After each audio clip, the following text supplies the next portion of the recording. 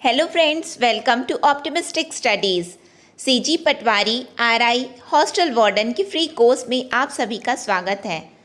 आज का हमारा टॉपिक रहने वाला है प्रोनाउन। आज इंग्लिश का डे 4 है जिसमें हम प्रोनाउन देखने जा रहे हैं। यदि आप चैनल पे न्यू हैं तो चैनल को सब्सक्राइब कर लीजिए, साथ में बेल नोटिफिकेशन को ऑन रखिए जिससे हम जो भी वीडियो डालें तो आप तक पहुंचती रहे। Let's start the session. सबसे पहले जैसा कि हमने नाउन में देखा था उसी तरह हम प्रोनाउन में देखने जा रहे हैं। तो कुछ इम्पॉर्टेंट रूल्स हैं। प्रोनाउंस तो वो होते हैं जो नाउन की जगह पे होते हैं। इसका मतलब आप इनको तो ईजिली आइडेंटिफाई कर लोगे, ठीक है। यानी कि इसमें आइडेंटिफिकेशन के लिए एक अलग से सेशन लेने की ज़रूरत नहीं है कि इस तरह से आप प्रोनाउन को आइडेंटिफाई करोगे, क्योंकि आपने यदि नाउन को आइडेंटिफाई किया इट मीन्स आप प्रोनाउन को ईजिली आइडेंटिफाई कर पाओगे, ठीक है। तो इसको बनाने के लिए आपको प्रोनाउन से यदि कोई क्वेश्चन आता है तो उसके लिए आपको कुछ रूल्स जानने ज़रूरी हैं। बट आज का जो सेशन होने वाला है वो बहुत ही इम्पॉर्टेंट है। और वो क्यों इम्पॉर्टेंट है? क्योंकि आप अपने प्रीवियस ईयर क्वेश्चन पेपर को उठा करके देखेंगी, चाहे वो सीजी व्यापम के हों या फिर सीजी पीएससी जो मेंस में आता है तो उसके क्वेश्चन हो, और आप उठा के देखेंगे और ये आज का जो सेशन है उससे मैच करेंगे तो आपको पता चलेगा कि बहुत सारे क्वेश्चन प्रोनाउन से ही पूछे जाते हैं। किससे पूछे जाते हैं? प्रोनाउन से ही पूछे जाते हैं। तो इसीलिए ये सेशन जो है बहुत ही इम्पॉर्टेंट होने वाला है, क्योंकि जो मैंने आपको फर्स्ट डे इंग्लिश के फर्स्ट डे में मैंने आपको क्वेश्चन सेट दिखाया था जहाँ पे लिखा हुआ था इनकरेक्ट सेंटेंस पहचानिए, करेक्ट सेंटेंस पहचानिए, वो सब क्वेश्चन बेस्ड ऑन अधिक से अधिक क्वेश्चन प्रोनाउन में बेस्ड होते हैं। इसीलिए ध्यान से समझना इस सेशन को। कुछ इंपॉर्टेंट रूल है, बहुत ज़्यादा नहीं है, आपकी बुक में बहुत सारा दिया है और आई नो कि आप हमेशा उसको देखते हैं और अपनी बुक को बंद कर देते हैं और थोड़ा बहुत कुछ याद करते हैं, फिर वो याद नहीं होता है और बुक को बंद करके रख देते हैं। बट आज आपको कुछ ही रूल याद रखने और उसी से आपके क्वेश्चंस बन जाएंगे। तो हम स्टार्ट करते हैं। फर्स्ट रूल क्या बोलता है? फर्स्ट रूल बोलता है, यहाँ पे पर्टिकुलरली मैं आपको टाइप्स ऑफ नाउन नहीं बताने वाली हूँ कि प्रोनाउंस के इतने टाइप होते हैं, ये रिफ्लेक्सिव है, ये पर्सनल है। जहाँ पे जो यूज़ होगा वो आप खुद ही समझते जाएंगे, ठीक है। क्या है यहाँ पे? सबसे पहले क्या लिखा हुआ है कि personal pronoun in the objective case are used as objects of preposition. इसका मतलब ये होता है, आप लोग ध्यान से सुनिए, कि यदि आपके सेंटेंस में कभी भी प्रिपोजिशन आ गया, क्या मैंने कहा? यदि आपके सेंटेंस में कभी भी प्रिपोजिशन आ गया तो उसके बाद जो भी प्रोनाउन यूज्ड होगा वो ऑब्जेक्टिव फॉर्म में होगा, यानी कि उसका ऑब्जेक्टिव फॉर्म होगा। अब ऑब्जेक्टिव फॉर्म क्या होता है, जैसा कि एग्जाम्पल से समझते हैं हम, ठीक है। यदि कहीं पे लिखा है शी लव्स हर, क्या लिखा है? शी लव्स हर, तो ये सब्जेक्टिव फॉर्म होता है और ये ऑब्जेक्टिव फॉर्म होता है। समझ में आ रहा है? यदि कहीं पे लिखा है he hates him, he hates him, ठीक है, तो ही यहाँ पे क्या है? सब्जेक्टिव है, और हिम क्या है? यहाँ पे ऑब्जेक्टिव है। आई होप यहाँ पे क्लियर हुआ होगा आपको, ठीक है। तो मैंने क्या कहा, यदि किसी सेंटेंस में प्रिपोजिशन आ जाता है तो उसके बाद हमेशा जो भी प्रोनाउन यूज्ड होता है वो ऑब्जेक्टिव प्रोनाउन कहलाता है, यानी कि उसके बाद हम हमेशा ऑब्जेक्टिव केस को ही यूज़ करते हैं। एग्जाम्पल से समझते हैं, ठीक है। Please give the document to him, to him, आप यहाँ पे ही नहीं लिखोगे। समझ में आया? ये है पहला रूल। आगे देखते हैं। नेक्स्ट रूल आपका क्या बोलता है? When a pronoun follows let we use the objective form of the pronoun. इसका मतलब we should not use the subjective form after let. इसका मतलब क्या है? फर्स्ट रूल मैंने आपको क्या बताया, यदि कहीं प्रिपोजिशन आया तो आप ऑब्जेक्टिव फॉर्म यूज करोगे। अब क्या सेकंड रूल क्या बोलता है? यदि कहीं पे लेट आ गया, किसी सेंटेंस में लेट लिखा हुआ है तो उसके बाद भी ऑब्जेक्टिव यूज होगा, ऑब्जेक्टिव प्रोनाउन यूज होगा, न कि सब्जेक्टिव। याद रहेगा? एग्जाम्पल से समझते हैं इसको। एग्जाम्पल क्या बोलता है हमारा? Let you and I decide the matter once for all, ठीक है। क्या लिखा है? लेट, पहले लेट आ गया, उसके बाद हमने क्या देखा कि उसके बाद हमेशा क्या यूज़ होगा? ऑब्जेक्टिव फॉर्म यूज़ होगा, ठीक है, ऑब्जेक्टिव फॉर्म। अब यहाँ पे देखिए ये क्या है? ये आई क्या है? सब्जेक्टिव फॉर्म होता है। क्या होता है? आई सब्जेक्टिव फॉर्म होता है। आई हो गया, वी हो गया, ये क्या है? सब्जेक्टिव फॉर्म होते हैं। तो हम क्या देख रहे हैं? यदि प्रोनाउन कहीं पे यूज़ होगा तो वो क्या यूज़ होना चाहिए? Objective form. Let you and me, I नहीं, लेट यू एंड मी। और प्रीवियस ईयर क्वेश्चन उठा करके देखना, इसी तरह से आपके क्वेश्चन पूछे गए हैं, ठीक है। यहीं पे एग्जामिनर आपको फंसा देते हैं। आपको लगता है पढ़ने, देखिए इंग्लिश ऐसा है कि आपको भले लग बहुत रहा है कि बहुत ये तो सही है, ये तो सही है, नहीं, आपके लगने से कुछ नहीं होता, वो रूल में मैच करता है कि नहीं, ये मैटर करता है, ठीक है। तो यहाँ पे यदि कहीं पे लेट यूज़ हुआ है तो ऑब्जेक्टिव फॉर्म ही यूज़ होगा, यानी कि आई को रिप्लेस करना है मी से, ठीक। आगे एग्जाम जब हम प्रैक्टिस करेंगे ना तो ये और अच्छे से आपको क्लियर होता जाएगा, ठीक। नेक्स्ट देखते हैं। नेक्स्ट रूल हमारा क्या है? Different person. ये पहली बात तो आप ये जान लो कि first person, second person, third person क्या होते हैं। यदि आपको पता है तो अच्छी बात है, जिनको याद नहीं है, पता तो सबको है बट याद नहीं रहता है, ठीक है। तो फर्स्ट पर्सन होता है, सेकंड पर्सन होता है और थर्ड पर्सन होता है, ठीक है। तो फर्स्ट पर्सन क्या होते हैं? आई वी, यानी कि हम जब अपने बारे में बात कर रहे हैं, ठीक है, मैं, हम। सेकंड पर्सन क्या होता है? जब हम दूसरों के बारे में बात करते हैं, यानी कि तुम, ठीक है। थर्ड पर्सन क्या होता है? ही, शी, इट, दे, राम, श्याम, गीता, ये यानी कि ये उसके बाद फिर जितने भी हैं आप ये जान लो, इनको छोड़ करके चाहे जितने भी वर्ड्स आ जाएंगे वो सब थर्ड पर्सन ही कहलाते हैं, ठीक है। Again I am repeating, first person कौन होता है? आई वी, सेकेंड पर्सन यू, और थर्ड पर्सन होता है ही, शी, इट, दे, राम, श्याम, गीता, मोहन, जो भी है, ठीक है, वो सब क्या होते हैं? Third person. तो उसी के बारे में ये जो है हमारा ये रूल है। क्या बोलता है ये फर्स्ट रूल? इसमें क्या बोलता है? If all the pronouns are in singular form then the good manners demand that second person should come first and then the third person. इसका मतलब क्या है? इसका मतलब ये है, इसको एग्जाम्पल से समझते हैं हम लोग, ठीक है। एग्जाम्पल ये है, आपको ये याद रखना है। क्या याद रखना है? यदि आपका कोई सेंटेंस जो है सिंगुलर फॉर्म में है, क्या है? यदि आपका सेंटेंस सिंगुलर फॉर्म में है तो आपको सेंटेंस इन द सेंस, यदि if all the pronouns are in singular form, तो आपको क्या याद रखना है कि उसका पैटर्न क्या होगा? पैटर्न ये होता है कि आपको पहले सेकंड पर्सन यूज़ करना है, फिर थर्ड पर्सन यूज़ करना है, फिर फर्स्ट पर्सन यूज़ करना है। यहाँ एग्जाम्पल में देखिए, यू क्या हो गया? सेकंड हो गया, ही क्या हो गया? थर्ड हो गया, और आई क्या हुआ? फर्स्ट। ये मैनर रहेगा, यानी कि इसी सीक्वेंस में यूज़ करना है, ठीक है। अक्सर ये क्या दिया रहता है? यू, आई एंड ही, वो गलत हो जाएगा, है ना, यानी कि 2 1 3 दिया है, वो गलत पैटर्न हुआ। आपका पैटर्न क्या बनना चाहिए? 2 3 1, याद रखना है इसको, 2 3 1 का पैटर्न आपको बनाना है, ठीक है। फिर उसके बाद नेक्स्ट एग्जाम्पल देखते हैं, ही और आई। अब मान करके चलो यदि आपके पास सेकंड पर्सन नहीं है तो आपका पैटर्न डायरेक्टली क्या हो जाएगा? किसी भी सेंटेंस का 3 और 1 होगा, बट कभी भी आपका ऐसा नहीं बनेगा, ये सीक्वेंस ब्रेक नहीं होना चाहिए, ठीक है। नेक्स्ट रूल देखते हैं। नेक्स्ट रूल आपका बोलता है कि यदि प्रोनाउन प्लूरल फॉर्म में है, अभी क्या है? प्रोनाउन सिंगुलर फॉर्म में है, बट यदि प्रोनाउन प्लूरल फॉर्म में है तो क्या करना है आपको? तब होगा प्रोनाउन, यदि प्लूरल फॉर्म में होगा तो आपका सीक्वेंस होगा 1 2 3। यदि सिंगुलर है तो क्या बना है? 2 3 1, किसके लिए? सिंगुलर के लिए, और ये किसके लिए? प्लूरल के लिए। कौन? प्रोनाउन। कौन? प्रोनाउन यदि सिंगुलर है और प्लूरल है उसके लिए ये रूल है, ठीक है। तो 1 2 3 एग्जाम्पल से समझते हैं हम लोग।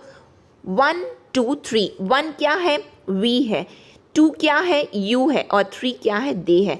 We, you and they can purchase that complex, ठीक है, यानी कि हम, तुम और वो उस कॉम्प्लेक्स को खरीदेंगे।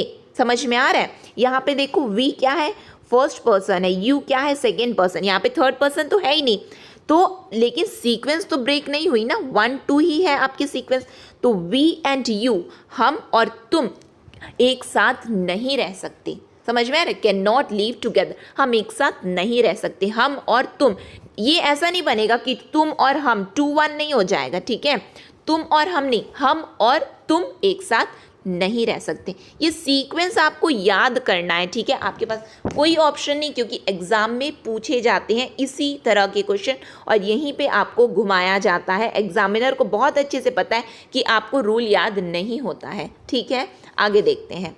नेक्स्ट हमारा क्या बोलता है कि यदि हम किसी से माफ़ी मांग रहे हैं, ठीक है, यदि हम किसी से माफ़ी मांग रहे हैं या फिर हमको किसी बात की गिल्ट है, तब हमारा सीक्वेंस क्या होना चाहिए?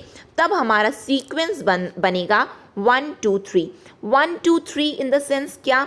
यहाँ पे देखिए, ये 1 है, ये फर्स्ट पर्सन हो गया और ये सेकेंड पर्सन हो गया। I and you are responsible for the loss, यानी कि यहाँ पे गिल्ट है, यानी कि मैं और तुम इस हानि के जिम्मेदार हैं, ठीक है। I and you are responsible for the loss, मैं और तुम, यानी कि अपने आप को पहले दोष दो, बाद में दूसरों को देना, यहाँ पे सिंपली आप समझ सकते हैं, ठीक है। फिर क्या है? You and he spoiled the party, यहाँ पे मैं की बात नहीं हो रही, फर्स्ट पर्सन नहीं है, तुम और वो, क्या? तुम और वो, यानी कि तुमने और उसने पार्टी को खराब कर दिया। समझ में आ रहा है? आई होप आपको समझ में आ रहा होगा। रिपीटेड मोड में सुनना, समझ में आएगा, क्योंकि आप एनी हाउ मान के चलो, आप बोल दिए अरे यार छोड़ो ना, 10 नंबर का तो आएगा इंग्लिश, क्या करना है, कुछ कुछ क्वेश्चन बना लेंगे, जितना आता है उतना। बट आप मेंस पीएससी यदि आपने देने का सोचा है, 50 नंबर को कहाँ तक उसको अवॉइड करोगे? नहीं कर पाओगे, है ना। तो आपको आपकी बुक, इतनी बड़ी बुक के इतने सारे रूल नहीं, जितना मैं बता रही हूँ, यदि आपने उतना भी कर लिया ना, आप मैक्सिमम क्वेश्चन को सॉल्व कर पाओगे, ये मेरी गारंटी है, ठीक है। आप बिल्कुल सॉल्व कर पाओगे, बट इसको आपको अच्छे से करना पड़ेगा ही, ठीक है। आगे देखते हैं। नेक्स्ट हमारा रूल क्या बोलता है? When pronoun are combined the reflexive will take either the first person or when there is no first person the second person। इसको एग्जाम्पल से समझते हैं, तब हमको समझ में आएगा, ठीक है। Ram and I have decided ourselves about purchasing a house। इसका मतलब क्या है? ये बोल रहा है कि यहाँ पे यदि फर्स्ट पर्सन आ जाता है किसी भी सेंटेंस में, तो हमको क्या करना है? उसको पहली बात रिफ्लेक्टिव, और वी कैन सी रिफ्लेक्सिव, ठीक है। रिफ्लेक्सिव प्रोनाउन आपने पढ़ा होगा, ठीक है। डेफिनेटली आप सभी ने पढ़ा होगा, चाहे आप इंग्लिश के हो मीडियम के हो, चाहे हिंदी मीडियम के हो। ग्रामर कभी किसी की चेंज नहीं होती, आपने पढ़ा ही है। रिफ्लेक्सिव प्रोनाउन नाम सुने हो आप, ठीक है। तो रिफ्लेक्सिव प्रोनाउन का मतलब ही होता है जहाँ पे सेल्फ आ जाए या फिर सेल्फ्स आ जाए, ठीक है। ये सिंगुलर फॉर्म हो गया और ये प्लूरल फॉर्म हो गया, ठीक। तो यहाँ पे ये क्या बोलता है? यदि कहीं पे मैं यानी कि फर्स्ट पर्सन की बात हो गई, तो हमेशा जो रिफ्लेक्सिव यूज़ होगा वो फर्स्ट पर्सन के हिसाब से ही यूज़ होगा, यानी कि अकॉर्डिंग टू फर्स्ट पर्सन। आई का रिफ्लेक्सिव क्या होता है? आवरसेल्व्स, ठीक है।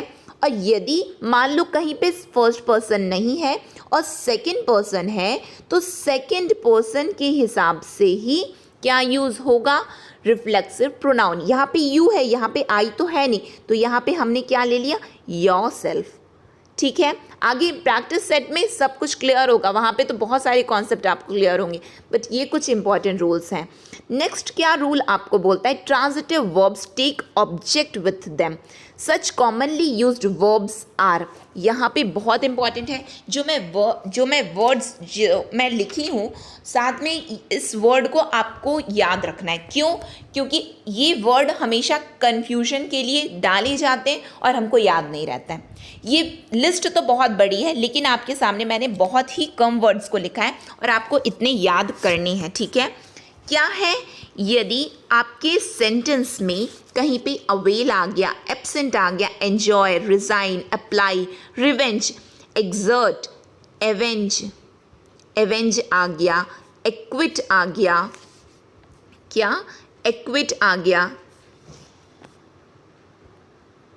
एक्विट, एक minute,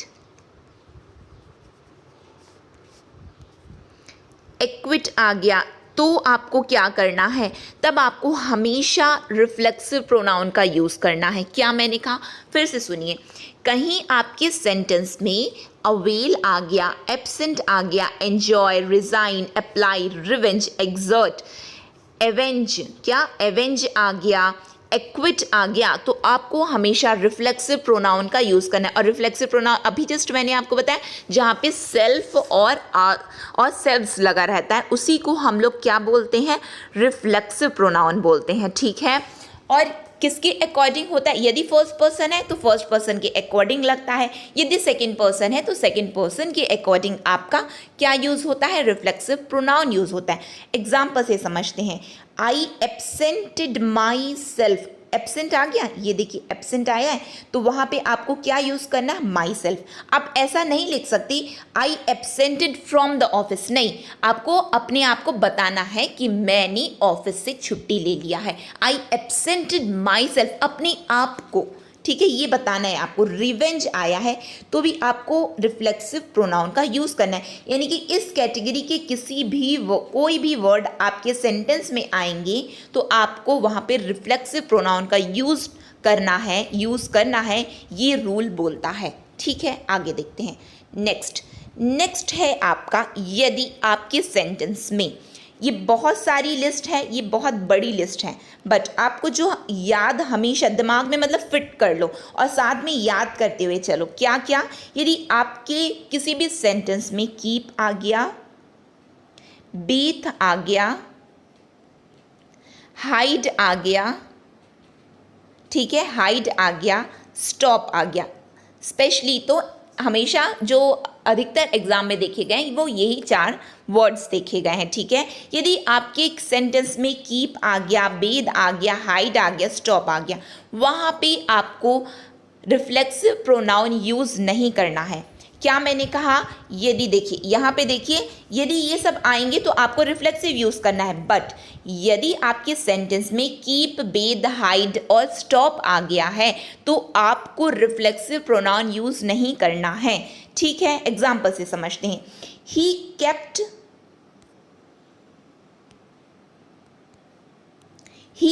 himself away from the function, ये इनकरेक्ट हो गया।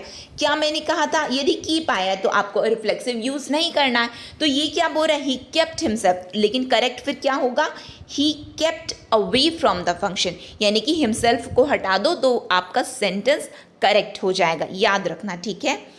नेक्स्ट देखते हैं, नेक्स्ट क्या बोलता है, the indefinite pronoun one has its own reflexive form, यदि आपके सेंटेंस में कहीं पे भी वन आया है तो आप वो अपने साथ खुद का ही रिफ्लेक्सिव ले लेता है। खुद का मतलब यदि वन लगा है तो वन सेल्फ हो जाएगा, वंस लिखा हुआ है तो वन सेल्फ्स हो जाएगा, यानी कि सिंगुलर हमेशा सिंगुलर से फॉलो होते हैं और प्लूरल हमेशा प्लूरल से फॉलो होते हैं, ठीक है। ये मैंने आपको फर्स्ट क्लास में ही बताया था, आई होप फर्स्ट या सेकेंड क्लास में मैंने बताया था नाउन के, यानी कि यदि कहीं पे प्लूरल है तो उसके आगे भी प्लूरल से ही कंटिन्यू होगा और यदि कहीं पे सिंगुलर है तो उसके आगे भी सिंगुलर ही कंटिन्यू होता है, ठीक है। तो यदि वन है तो वो अपना खुद का रिफ्लेक्सिव लेके आता है जो कि है वन सेल्फ, ठीक है।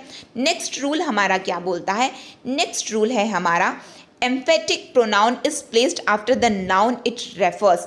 इसका मतलब क्या होता है, इसका मतलब ये होता है कि हम हमेशा जो भी प्रोनाउन यूज़ करते हैं, ठीक है, यदि आई है और आपको रिफ्लेक्सिव यूज़ करना है तो आपने जो नाउन यूज़ किया है, emphatic pronoun is placed after the noun it refers, यानी कि मान के चलिए यहाँ पे आई किसके लिए यूज़ हुआ है, अपने आप के लिए यूज़ हुआ है, तो वहाँ पे हमको जो भी रिफ्लेक्सिव लेना है तो वो क्या हो जाएगा, माई सेल्फ हो जाएगा। शी का क्या हो जाता है, हर सेल्फ हो जाता है, जैसे कि योर का क्या होता है, योर सेल्फ होता है, ठीक है। वैसे शी का हर सेल्फ, ही का हिम सेल्फ, तो वो यही बोल रहा है जिसके बाद भी आपको यूज़ करना है तो उसी का ही यूज़ करो आप, ठीक है। जैसे वन का वन सेल्फ हो गया इस तरह से, ठीक है। देम का देम सेल्व्स हो जाता है। आगे देखते हैं, नेक्स्ट रूल क्या बोलता है आपका, ये जैसे कि ईच अदर है, वन अनदर है, are only two reciprocal pronoun, these are always used objectively. इसका मतलब ये है यदि आपके सेंटेंस में कहीं पे भी ईच अदर या वन अनदर है तो उसको हमेशा लास्ट में प्लेस करना है, लास्ट में प्लेस करना मतलब ऑब्जेक्ट की जगह, क्योंकि सेंटेंस क्या होता है, subject plus verb plus object, तो जो लास्ट में आता है वो क्या होता है, ऑब्जेक्टिव केस आता है। तो यहाँ पे आपका रूल बोलता है यदि किसी सेंटेंस में आपको दिख जाए ईच अदर और वन अनदर, तो उसको हमेशा ऑब्जेक्टिव केस के जैसे उसको यूज करना। ठीक है, बस यही लिखा हुआ है आपका। नेक्स्ट है आपका दैट। ये हमेशा एग्जाम में आता है और हमेशा स्टूडेंट्स यहाँ पे गलत करके आते हैं। क्यों गलत करते हैं? क्योंकि उनको पढ़ने में वो सही लगता है, रूल नहीं जानते हैं लेकिन पढ़ने में सही लगा, इसलिए वो वहाँ पे वैसा ही गलत टिक करके आते हैं। क्या होता है, that is preferably used after superlative degree instead of who और विच। इसका मतलब क्या है, यदि आपके सेंटेंस में कहीं पे भी सुपरलेटिव डिग्री आ जाता है, सुपरलेटिव डिग्री आपने पढ़ा होगा, ठीक है, मोर, मोस्ट, ये सब पढ़े होंगे, तो जो मोस्ट है वो क्या है, यहाँ पे सुपरलेटिव डिग्री है। तो उसके बाद ये क्या बोलता है, रूल क्या बोलता है, यदि आपको कहीं पे भी अपने सेंटेंस में सुपरलेटिव डिग्री दिख जाए तो आपको हमेशा दैट यूज करना है, ना कि हु और विच। ठीक है, अगेन आई एम रिपीटिंग, यदि आपको अपने सेंटेंस में कहीं पे भी सुपरलेटिव डिग्री दिख जाए तो आपको अपने सेंटेंस में दैट यूज करना है, ना कि हु और विच, यानी कि हु और विच यूज नहीं करना है। He is the most eloquent who I have ever heard नहीं आएगा, विच आई हैव एवर हर्ड नहीं आएगा, आपको क्या यूज करना है, डैट का यूज करना है वहां पे। ठीक है, नेक्स्ट रूल देखते हैं। नेक्स्ट रूल आपका क्या बोलता है, यहाँ पे आपका डैट के बारे में ही बताया गया है कि डैट कहाँ कहाँ पे यूज होगा, क्योंकि ये एग्जामिनर का फेवरेट टॉपिक है डैट। ठीक है, तो after two antecedents, one referring a person and other referring an animal और thing, use that instead of who और विच। इसका मतलब क्या है, इसका मतलब ये बोलता है, ये रूल बोलता है यदि किसी सेंटेंस में पहला इंसान यदि कोई मनुष्य हो यानी कि पर्सन हो, और दूसरा यदि मान के चलो कोई एनिमल है या फिर कोई थिंग है, यानी कि किसी वस्तु की बात कर रहे हैं या फिर हम किसी जानवर की बात कर रहे हैं, तो आपको हमेशा डैट का यूज करना है, ना कि हु और विच। ये आपका रूल बोलता है। ठीक है, मतलब क्या है इसका, यदि आपके सेंटेंस में यदि आप कोई सेंटेंस लिख रहे हो, यदि पढ़ रहे हो, तो वहाँ पे फर्स्ट पर्सन आपका कोई मनुष्य है, यदि आप किसी पर्सन को रेफर कर रहे हो और जो दूसरा इंसान है वो या तो जानवर हो या तो किसी वस्तु की बात कर रहे हो आप, या तो जानवर या तो वस्तु, तो वहाँ पे आपको डैट का यूज करना है, ना कि हु और विच। एग्जाम्पल क्या है, the boy and his dog that entered the temple. Who entered नहीं आएगा, विच एंटर्ड नहीं आएगा, क्या आएगा, that entered the temple were caught by the people. इस तरह से आपका सेंटेंस बनेगा। ठीक है, फिर क्या बोल रहा है, यदि आपके सेंटेंस में सेम सच एज ये आ जाता है तो आपको क्या यूज करना है, आफ्टर सेम और सच यूज एज और डैट, यूज एज और डैट, न कि हु और विच। एग्जाम्पल क्या है, this is the same fellow that came yesterday also.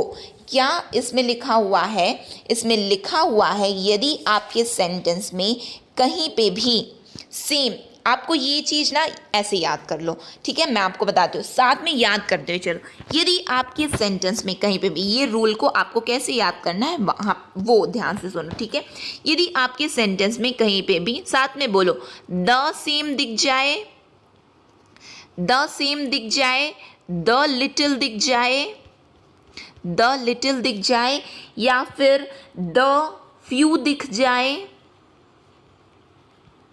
The same, the little, the few, the only.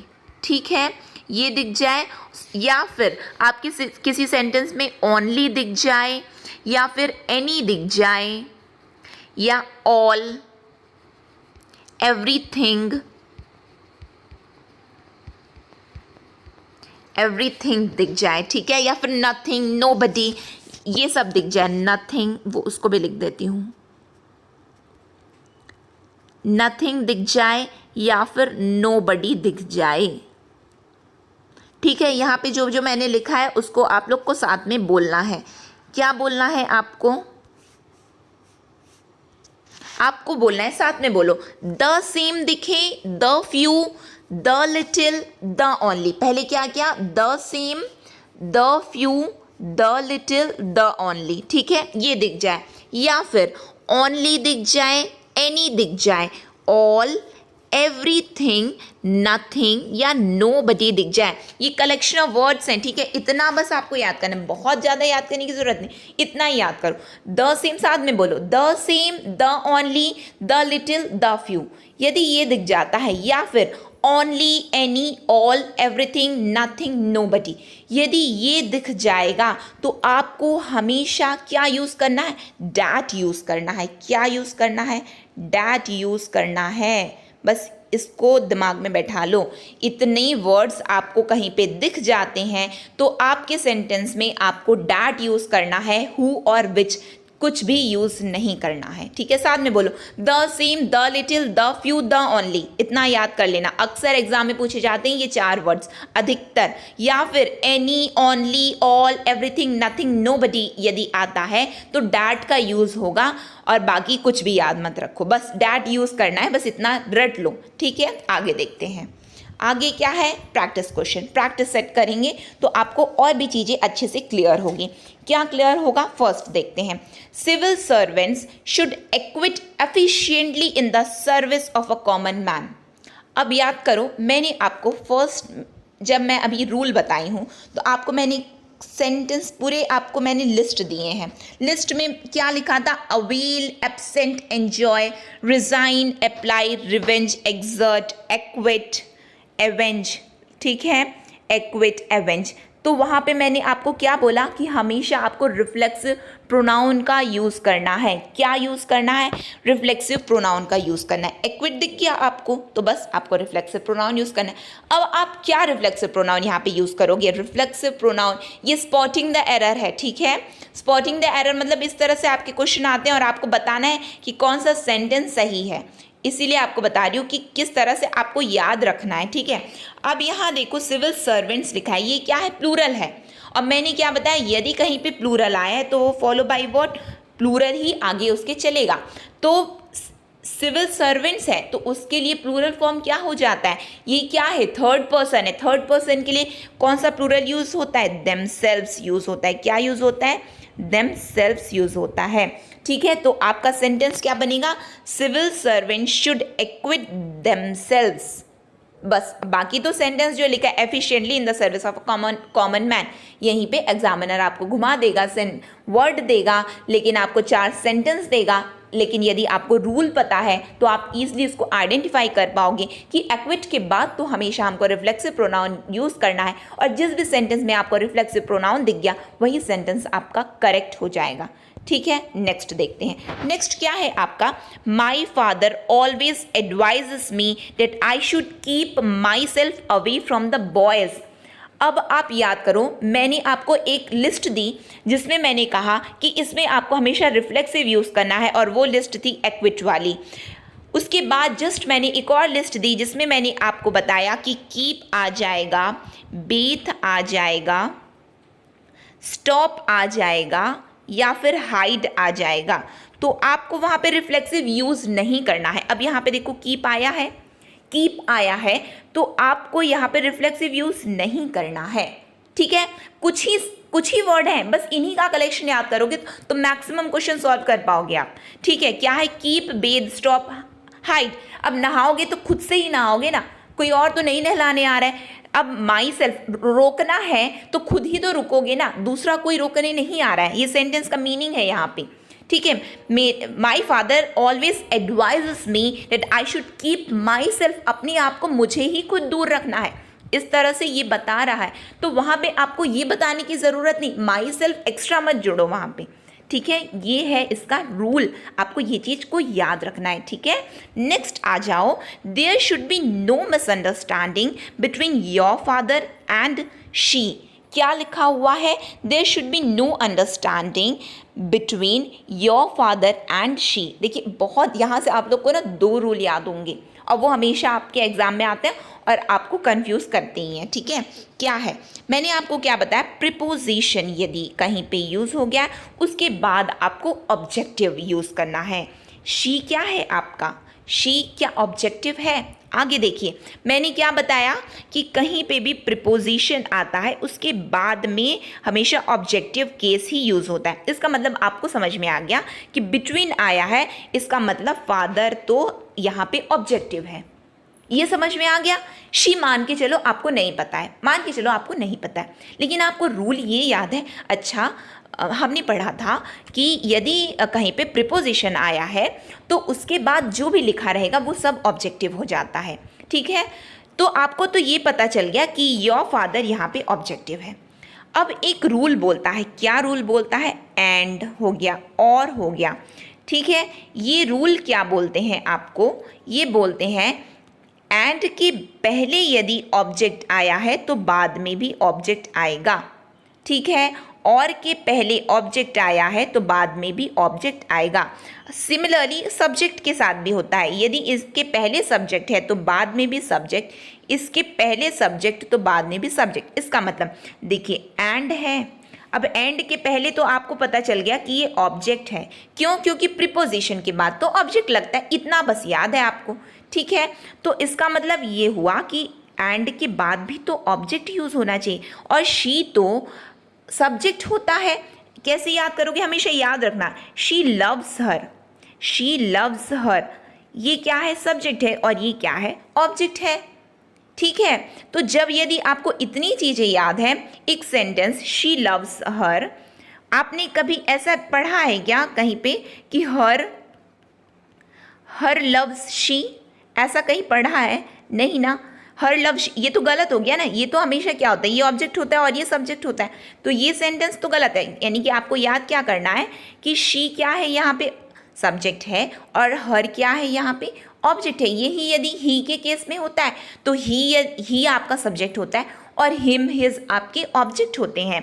यहाँ पे आपके एंड के बाद क्या लिखा है? शी लिखा है, और आपको ये पता है कि ऑब्जेक्ट लिखना है, तो शी को किससे रिप्लेस कर दोगे आप यहाँ पे? हर से। बस, ठीक है, इतना याद रखना है आपको। सिंपली बस इतना कुछ है जिसको यदि आपको याद है तो बहुत सारे क्वेश्चन आपके बन जाते हैं। नेक्स्ट क्वेश्चन देखते हैं। नेक्स्ट क्वेश्चन है आपका, इट वॉज मोहन और हर who came here last night and kept on knocking at the door. It was Mohan, अभी मैंने आपको क्या बताया कि एंड और इसके पहले यदि सब्जेक्ट ऑब्जेक्ट है तो बाद में भी सब्जेक्ट ऑब्जेक्ट। अब यहाँ पे देखो और आ गया, इसके पहले तो सब्जेक्ट है तो बाद में भी आपको क्या लिखना है? सब्जेक्ट लिखना है, यानी कि हर को रिप्लेस करो शी से। इट वॉज मोहन और she who came here last night and kept on knocking at the door. She आएगा, क्या आएगा? शी आएगा। क्यों? क्योंकि मोहन तो नाम है और वो क्या है? सब्जेक्ट है। नेमिंग वर्ड हो गया, ठीक है, सब्जेक्ट हो गया। नेमिंग वर्ड क्या होता है? नाउन से याद करो, याद क्या किए थे? नेमिंग वर्ड क्या होता है? सब्जेक्ट होता, नाउन होता है, और नाउन कहाँ पे लिखा रहता है? हमेशा सब्जेक्ट की जगह पे लिखा रहता है। तो बस ऐसे याद कर लोगे आप, याद हो जाएगा। मोहन क्या है? सब्जेक्ट है, और के पहले यदि सब्जेक्ट है तो बाद में भी सब्जेक्ट आएगा, यानी कि हर रिप्लेस हो जाएगा किससे? हर रिप्लेस हो जाएगा शी से। ठीक है, नेक्स्ट है आपका, let Rohit and she complete this job as they like to do it. ठीक है, अब लेट के बाद मैंने आपको क्या बताया था? लेट के बाद मैंने आपको बताया था कि हमेशा लेट के बाद ऑब्जेक्ट यूज होता है। ठीक है, तो यानी कि यहाँ पे आपको पता चल गया ये ऑब्जेक्ट है, और एंड क्या है? एंड के पहले यदि ऑब्जेक्ट है तो बाद में भी ऑब्जेक्ट यूज होगा, तो यानी कि शी को रिप्लेस कर दो हर से। शी को रिप्लेस कर दोगे हर से, तो आपका सेंटेंस बन जाएगा, let Rohit and her complete this job as they like to do it. ठीक है, नेक्स्ट क्वेश्चन देखते हैं। नेक्स्ट क्वेश्चन है आपका, was it him who give money to buy new books. Was it him, अब ये बताओ सेंटेंस की शुरुआत किससे होती है? सेंटेंस की शुरुआत किससे हो रही है? सब्जेक्ट से हो रही है, और यहाँ पे क्या लिखा हुआ है आपका? हिम लिखा हुआ है। हिम क्या होता है? मैंने अभी जस्ट आपको बताया कि हिम एक ऑब्जेक्ट है, तो यहाँ पे ये सही हो गया क्या? बिल्कुल नहीं, वॉज इट ही आएगा। क्या आएगा? Was it he who give money to buy new books. ठीक है, याद रहेगा। नेक्स्ट देखते हैं। नेक्स्ट क्वेश्चन आपका है, you I and he again, वो वाला पैटर्न आ गया। You, I and he should take examination seriously. याद करो मैंने आपको क्या बताया कि सीक्वेंस आपका क्या बनना चाहिए, सीक्वेंस आपका बनना चाहिए 2 3 1, बट यहाँ आपको क्या दिया है, आपको तो यहाँ पे दिया है 2 1 3। क्या ये सही है? बिल्कुल नहीं। तो करेक्ट सीक्वेंस क्या होगा? 2 3 1, यानी कि you, he and I should take examination seriously. ठीक है, नेक्स्ट देखते हैं। नेक्स्ट क्वेश्चन है आपका, I am sad to learn that you and your brother have lost their money in share market. ठीक है, आपका क्या है question? I am sad to learn that you and your brother have lost their money in share market. अब आप ये बताओ, हमेशा हम क्या पढ़े हैं? हमेशा आपने ये पढ़ा होगा कि यदि कहीं पे आर लिखा है तो उसका प्लूरल फॉर्म क्या होता है? आस होता है। यू लिखा है तो उसका प्लूरल फॉर्म क्या होता है? यदि योर लिखा है, सॉरी, तो उसका प्लूरल फॉर्म क्या होता है? योर्स होता है। ठीक है, यदि कहीं पे दे लिखा है तो उसका प्लूरल फॉर्म क्या होगा? देयर होगा। ठीक है, अब ये बताओ क्या यहाँ पे दे लिखा है कहीं पे? यहाँ पे तो लिखा है यू एंड योर लिखा है और यहाँ पे आपको देयर दे दिया, यानी कि उसका प्लूरल फॉर्म आपको गलत दिया है। तो यहाँ पे आपका सही क्या होगा? योर्स आएगा। अगेन आई एम रिपीटिंग, यदि कहीं पे आर लिखा है तो उसका प्लूरल फॉर्म आस होता है। यदि कहीं पे योर लिखा है तो उसका प्लूरल फॉर्म योर्स होता है। यदि कहीं दे लिखा है तो उसका प्लूरल फॉर्म देयर होता है। बट यहाँ पे तो कहीं आपका दे लिखा ही नहीं है, यू एंड योर लिखा है, तो उसको आगे किससे वो कंटिन्यू होगा? योर से। किससे? योर से, यानी कि तुमने, I am sad to learn that you and your brother, तुम और तुम्हारा भाई, हैव लॉस्ट योर मनी, तुम्हारे मनी को तुमने क्या किया? शेयर मार्केट में गंवा दिया है। तो उसको क्या आएगा आपका? देयर को किससे रिप्लेस करोगे आप? योर से। ठीक है, योर्स से रिप्लेस करना है।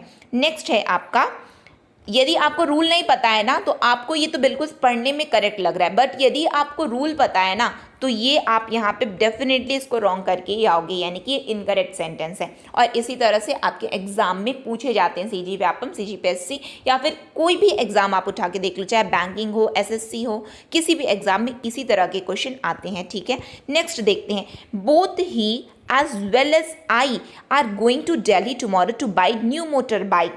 ठीक है, यहाँ पे यदि आप सिंपली पढ़ लोगे तो समझ में नहीं आएगा, बट यदि आपको पता है, क्या पता है आपको?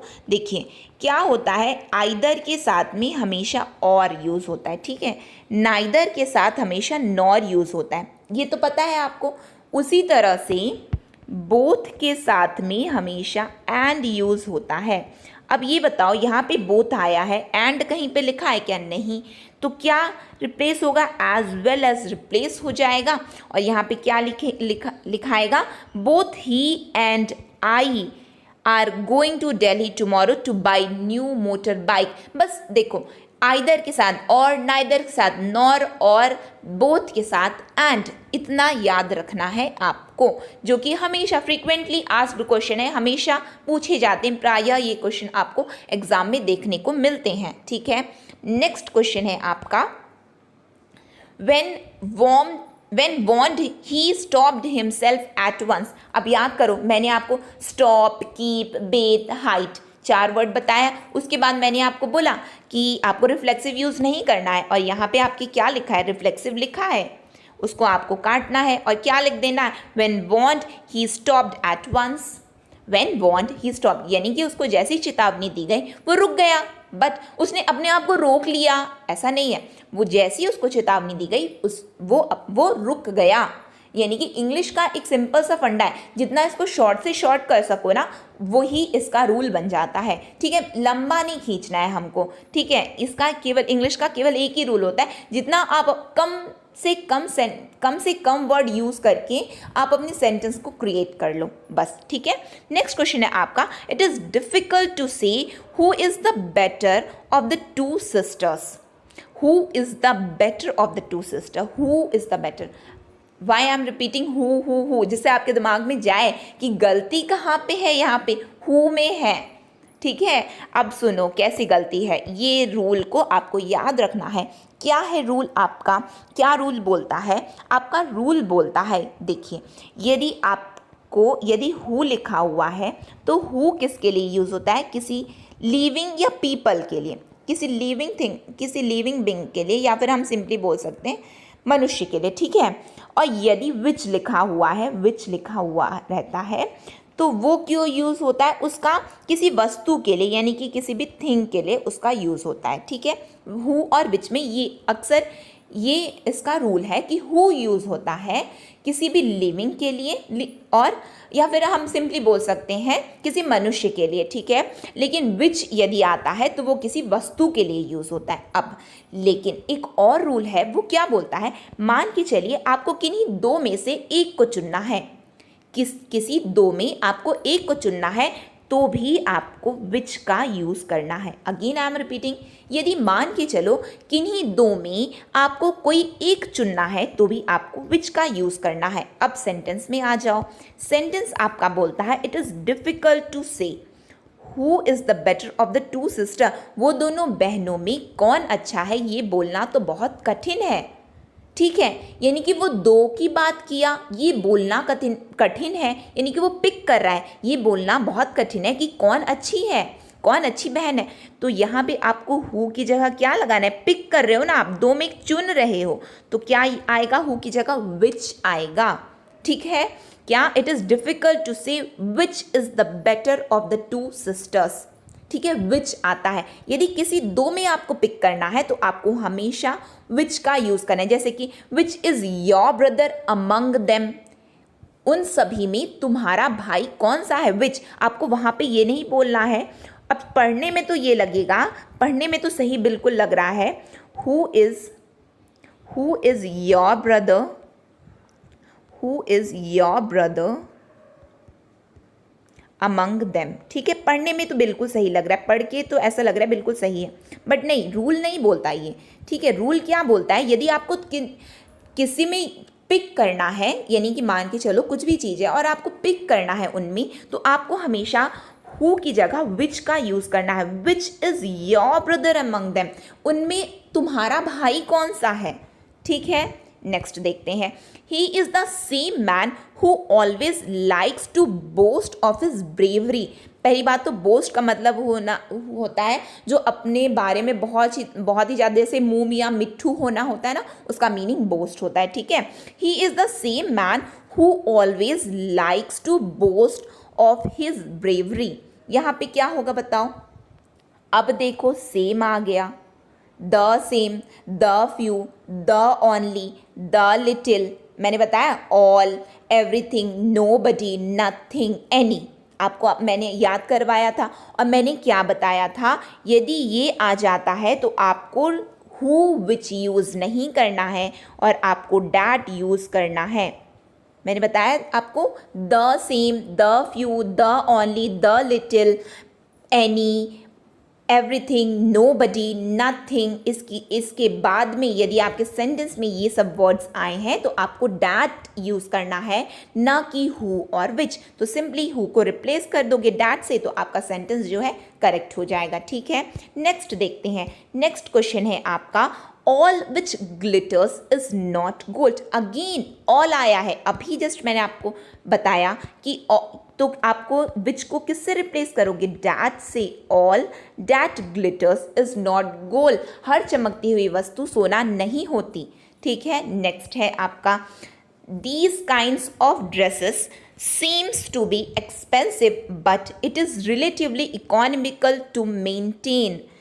These kinds of dresses seems to be expensive but it is relatively economical to maintain. अब बताइए यहाँ पे गलती क्या है? यहाँ पे गलती आपकी है, देखिए दीज काइंड, मैंने आपको बार बार बताया प्लूरल है तो प्लूरल, ये आपको पैटर्न समझ में आ रहा है? पैटर्न यहाँ पे एरर डिटेक्टिंग का तो है, यदि इसी को आप बांट दो तो ये आपका एरर डिटेक्टिंग बन जाएगा, ठीक है। बट अगेन ये आपके एसएससी में आता है अधिक और बैंकिंग में आता है, बट आपके सीजी व्यापम में और सीजीपीएससी में आपके आता है स्पॉटिंग द एरर, और स्पॉटिंग द एरर में आपको सेंटेंस गिवन है और आपको बताना है इसमें से करेक्ट सेंटेंस कौन सा है और बताना है इसमें इनकरेक्ट सेंटेंस कौन सा है। इसीलिए आज का मैंने क्वेश्चन एज इट इज़ वैसा ही फ्रेम किया है, जिससे आप पूरा सेंटेंस पढ़ो और आप गलती बताओ कि ये सही है या गलत है। ठीक है, तो क्या है दीज काइंड्स ऑफ ड्रेसेस। अब ये देखो यहाँ पे प्लूरल है, क्या प्लूरल है, दीज तो प्लूरल हुआ। अब मान के चलो यहाँ पे या तो ये लिख देते दिस काइंड तो सही हो जाता, ठीक है, दिस काइंड लिख देते तो सही हो जाता। बट यहाँ पे आगे देखिए ड्रेसेस है, प्लूरल है, इसका मतलब आपको यहाँ पे क्या लिखना है, काइंड्स लिखना है। ठीक है, यदि आप सिंपली काइंड्स लिख दिए हो यानी कि प्लूरल फॉर्म यूज़ कर दिए हो तो ये आपका सेंटेंस करेक्ट होगा। बट यदि आपने नहीं लिखा है तो वो सेंटेंस यानी कि मान के चलो यहाँ पे आपका दिस काइंड ऑफ ड्रेस यदि लिखा है तो बिल्कुल आपका सेंटेंस करेक्ट हो जाएगा। बट यहाँ पे लिखा है दीज काइंड ऑफ ड्रेसेस, तो यहाँ पे आपको क्या यूज़ करना है, kinds, these kinds of dresses. ठीक है, नेक्स्ट देखते हैं। नेक्स्ट है आपका the teacher asked the boys if it was their practice to leave the class whenever he pleased. तो यहाँ पे बताओ क्या आएगा, the teacher asked the boys if it was their practice, बताइए क्या आ जाएगा, if it was their practice to leave the class whenever he pleased। अब यहाँ पे कैसे पहचानोगे कि गलती क्या है, एक बार में पढ़ोगे तो नहीं समझ में आएगा, रूल पता नहीं है तो भी नहीं बना पाओगे, कैसे बना पाओगे। तो अब देखो यहाँ पे आया है बॉयज़, यहाँ पे आया है देयर। जब ये प्लूरल है, मैंने क्या बताया, प्लूरल को प्लूरल से ही कंटिन्यू करना है, सिंगुलर को सिंगुलर से कंटिन्यू करना है। तो यहाँ पे ही क्यों आया है, जब ये प्लूरल है तो यहाँ पे भी क्या आएगा, ही को आपको किससे रिप्लेस करना है, ही को आपको रिप्लेस करना है when ever they pleased. The teacher asked the boys, लड़कों से पूछी, क्या एक लड़के से पूछी क्या, यानी कि बॉय होता तो सिंगुलर होता, ठीक है, तो यहाँ पे तो लड़कों से पूछी, तो यहाँ पे आपका प्लूरल फॉर्म क्या बनेगा, दे, वे। समझ में आ रहा है, दे यानी कि तुम्हारा जब भी इच्छा होती है तुम क्लास को छोड़ के चले जाते हो, आज सिंपल एज दैट। ठीक है, तो यहाँ पे आपको क्या यूज़ करना है, प्लूरल फॉर्म यूज़ करना है, ना कि सिंगुलर फॉर्म यूज़ करना है। देखिए ये इंपॉर्टेंट सेट्स हैं। अब यहाँ पे आपको समझ में आ रहा होगा कि मैं अभी तक आपको नहीं बोली कि इसकी पीडीएफ आपको चाहिए तो फिर आप हमारे पीडीएफ कोर्स को ज्वाइन कर लो। ठीक है, क्यों, क्योंकि आपको उसकी इम्पोर्टेंस नहीं पता चलेगी फिर। ठीक है, अब ये मैंने इतना कुछ आपको बताया। अब यदि आपका बेस्ट वे टू रिवाइज क्या है, बेस्ट वे टू रिवाइज है कि आपने क्लास अटेंड की और फिर उसके बाद आपके पास पीडीएफ है, तो उसको यदि आपने क्लास को अच्छे से अटेंड किया और उसके बाद आपने 10-15 मिनट यदि पीडीएफ को पढ़ लिया है तो आपका ये टॉपिक एकदम क्लियर हो जाएगा। ठीक है, फिर एग्ज़ाम टाइम में यदि आप एक बार पढ़ोगे और फिर उसके बाद आपको सब कुछ रिकॉल होगा, अच्छा हमने ये चीज़ पढ़ा था। अब आप केवल वीडियो को देखे हो तो आपको ऐसा लगेगा अच्छा ठीक है समझ में आया, आपको केवल तसल्ली होगी कि हमने पढ़ा है, बट आप एग्ज़ाम में उसको रिकॉल नहीं कर पाओगे। इसीलिए आज तक मैंने आपको अभी नहीं बोला, जब भी मैंने आपको अभी तक वीडियो लेक्चर्स लिए, कि आप हमारे पीडीएफ कोर्स को ज्वाइन कर लो और जिसमें आपको पीडीएफ मिलेंगे, क्योंकि आपको उसकी रेलेवेंस नहीं पता, आपको उसकी इंपॉर्टेंस नहीं पता चलेगी कि क्यों क्या ज़रूरी है पीडीएफ की। पीडीएफ की ज़रूरत ही इसलिए है कि जिससे आप उसको रिवाइज़ करो, इसको बनाया ही इसलिए गया है जिससे आपका रिवीजन हो सके। ठीक है, तो इसीलिए यदि आपको इसकी पीडीएफ चाहिए तो आप हमारे पीडीएफ कोर्स को ज्वाइन कर सकते हैं। वीडियो तो फ्री है, जो भी लेक्चर्स आपको यूट्यूब में प्रोवाइड करवाए जा रहे हैं वो तो हैं। यदि आपको इसकी पीडीएफ चाहिए तो आप हमारी पीडीएफ कोर्स को ज्वाइन कर सकते हैं, जिसमें आपको सभी क्लासेस की जो भी क्लासेस आपको यूट्यूब में प्रोवाइड कराई जाएंगी उसका पीडीएफ आपको दे दिया जाएगा। साथ में आपको प्रैक्टिस सेट एट लास्ट मिलेगा, जो कि आपके लिए टेस्ट सीरीज़ का काम करेगा। टेस्ट सीरीज़ जैसे कि हर एक सब्जेक्ट के लिए आप टेस्ट सीरीज़ ज्वाइन करते हो। टेस्ट सीरीज़ में आपको ओवरऑल सब्जेक्ट्स दिए जाते हैं। सिमिलरली सिमिलर पैटर्न में आपको MCQ practice set test series के जैसे आपको प्रोवाइड कराए जाएंगे और पीडीएफ कोर्स का रेट है ओनली 499 रुपीज़, जिसमें आपको 499 रुपीज़ है। यदि आपको लगता है कि आपको ज्वाइन करना चाहिए तो श्योरली आप ज्वाइन कर सकते हैं। यदि आपको कुछ इंक्वायरी लेनी है इससे रिलेटेड तो आप हमको इन नंबर पे व्हाट्सअप कर सकते हैं।